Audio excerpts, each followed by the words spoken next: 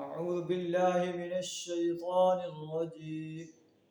بسم الله الرحمن الرحيم. إنا أرسلنا نوحا إلى قومه أن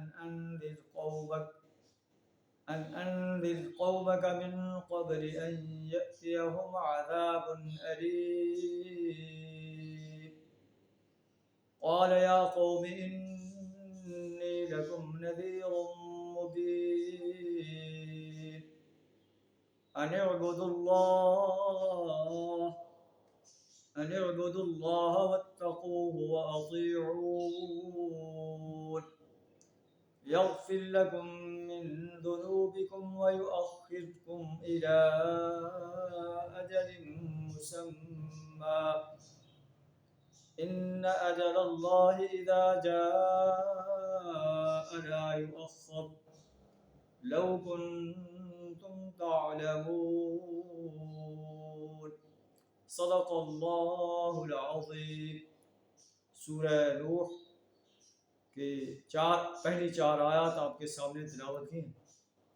سورہ نوح جو ہے مکہ مکرمہ کے اندر نازل ہے اور مکی صورتوں کے اندر توحید و رسالت اور آخرت پر بڑے مدلل انداز سے بیان کیا ہے. اس کو سورہ نوح اس لیے کہتے ہیں کہ اس میں نوح کا لفظ آیا ہے اور نوح علیہ السلام کا واقعہ بیان کیا گیا. انا ارسلنا نوحا الی قومہ، تو قریش مکہ کو نوح علیہ السلام کا واقعہ بیان فرما کر اور نبی صلی اللہ علیہ وسلم کو بھی نوح علیہ السلام کا واقعہ بیان فرما کر آپ کو تسلی دی گئی کہ آپ کو قریش مکہ جھٹلا رہے ہیں، آپ کی دعوت کی تکذیب کر رہے ہیں. آپ صبر و استقامت کے ساتھ دین اسلام کی دعوت انسانیت کے سامنے پیش کرتے چلے جائیں. حضرت نوح علیہ السلام نے بھی 950 سال اسلام کی دعوت اپنی قوم کو پیش کی، لیکن قوم کے اکثریت نے آپ کی دعوت کو ماننے سے انکار کر دیا اور انڈائریکٹ قریش مکہ کو کہا جا رہا ہے کہ تم بھی اگر نبی صلی اللہ علیہ وسلم کی دعوت کو جھٹلاؤ گے تو تمہارا انجام بھی وہی ہو سکتا ہے جو قوم نوح کا ہوا تھا، وہ پانی کے عذاب میں غرق کر دی گئی.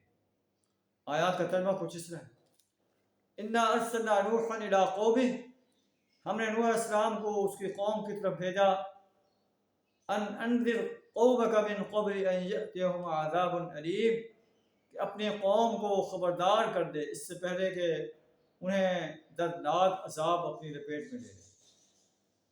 آپ نے اپنی قوم سے کہا یا قوم، اے میری قوم کے لوگوں، انی لکم نذیر مبین، میں تمہیں صاف صاف خبردار کرنے والا ہوں. ان اعبدوا اللہ، ایک اللہ کی بندگی کرو، ایک اللہ کی پرستش کرو، ایک اللہ کی اطاعت کرو، ایک اللہ کی غلامی اختیار کرو، ایک اللہ کو اپنا حاجت روا اور مشکل کشا مانو، اسی کے نظر و نیاز مانو، اسی کی حاکمیت کو تسلیم کرو، اسی کی حاکمیت کو قائم کرنے کے لیے جد و جہد کرو. واتقوہ، اس سے ڈرو، اللہ کے غضب سے ڈر جاؤ اگر تم نے اللہ کی نافرمانی کی، اللہ کے مقابلے میں کسی اور کی پرستش کی، کسی اور کی بندگی اور غلامی اختیار کی، کسی اور کو حاجت روا اور مشکل کشا مانا، تو واتقوہ، اللہ کے غضب سے ڈرو، اللہ کا تقوی اختیار کرو، اللہ کی نافرمانی سے بچو. وَأَطِيعُونَ، اور میری اطاعت. 3 پوائنٹس ہیں نبی حضرت نوح علیہ السلام کی دعوت کے: اعبدوا اللہ، ایک اللہ کی بندگی، واتقوہ، اللہ کا تقوی اختیار کرنا، وَأَطِيعُونَ، اور میری اطاعت. اگر یہ کرو گے یغفر لکم من ذنوبکم ویؤخرکم الی اجل مسمی، اللہ تمہارے گناہوں کو بخش دے گا اور تمہیں ایک مدت مقرر تک کے لیے مہلت دے گا. ان اجل اللہ اذا جاء لا یؤخر، جب اللہ کا مقرر کیا وقت آتا ہے تو اس کو مؤخر نہیں کیا جاتا. لو کنتم تعلمون، کاش تم جان لیتے کہ تمہاری زندگی کا ایک وقت مقرر ہے، اس وقت تک تمہیں مہلت عمل دی جا رہی ہے.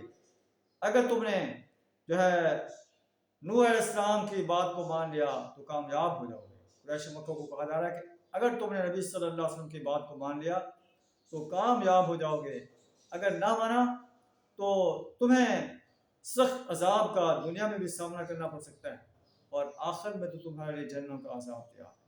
اللہ سے دعا ہے اللہ تعالیٰ ہمیں اپنی بندگی کرنے کی اور تقوی اختیار کرنے کی اور اپنے پیارے رسول صلی اللہ علیہ وسلم کی اطاعت کرنے کی توفیق عطا فرمائے۔